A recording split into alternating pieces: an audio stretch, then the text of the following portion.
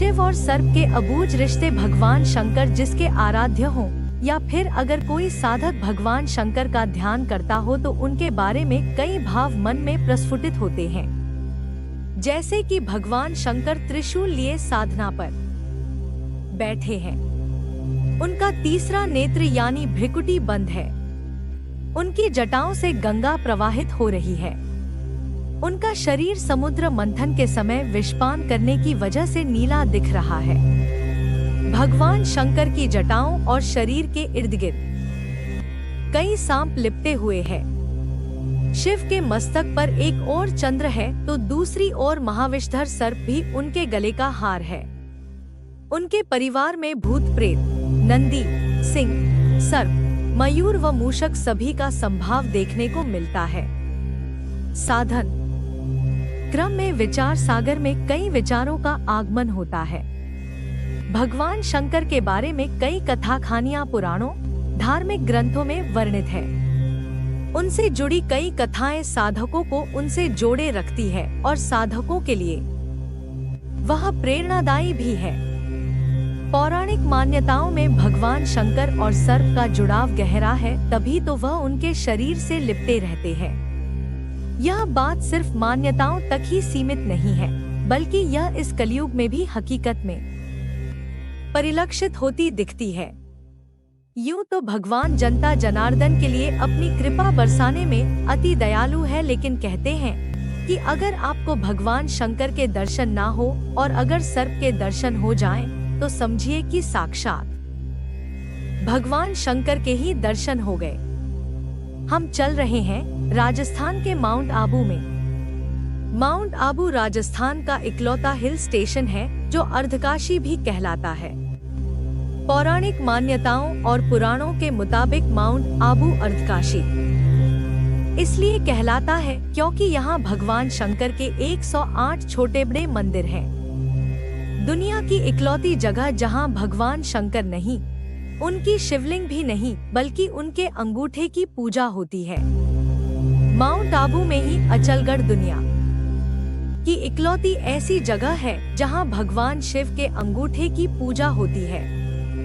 भगवान शिव के सभी मंदिरों में तो उनके शिवलिंग की पूजा होती है, लेकिन यहाँ भगवान शिव के अंगूठे की पूजा होती है।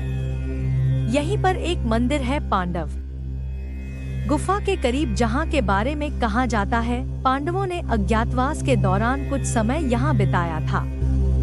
शिव मंदिर में बीते सोमवार को भगवान शंकर को जल और दूध से नहलाने पहुँचे श्रद्धालुओं को लगा जैसे भोले एक विशालकाय नाग के रूप में प्रकट हो गए।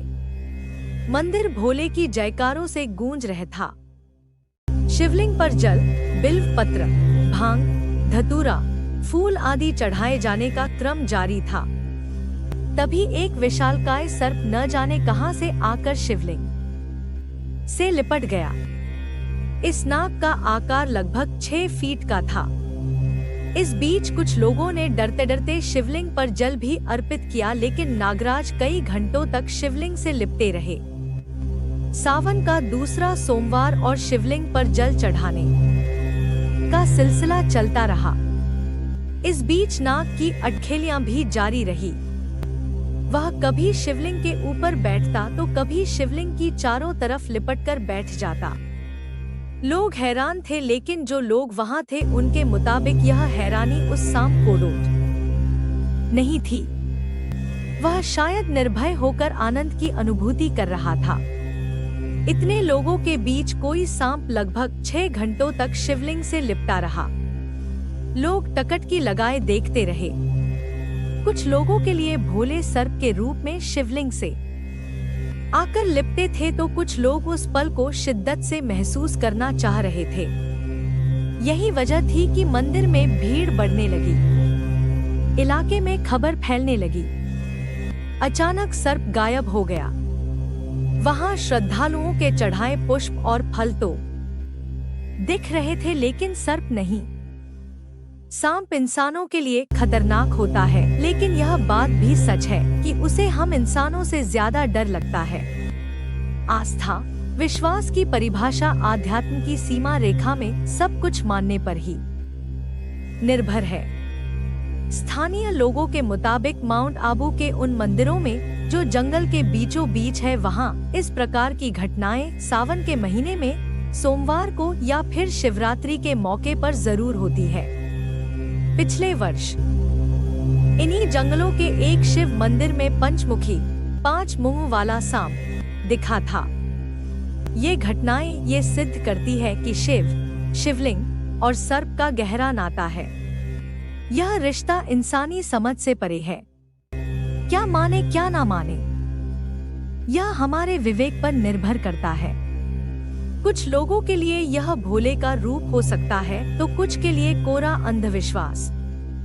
लेकिन यह बात सोचने पर जरूर विवश करती है कि हजारों की भीड़ में एक सांप 6 घंटे तक शिवलिंग से कैसे लिपटा रहा, वह भी भोले के जयकारों और मंदिर में बजती घंटियों के बीच। आज के लिए बस इतना ही दोस्तों, मिलते हैं एक नई कहानी के साथ। वीडियो अच्छा लगा तो वीडियो को लाइक एंड सब्सक्राइब करें।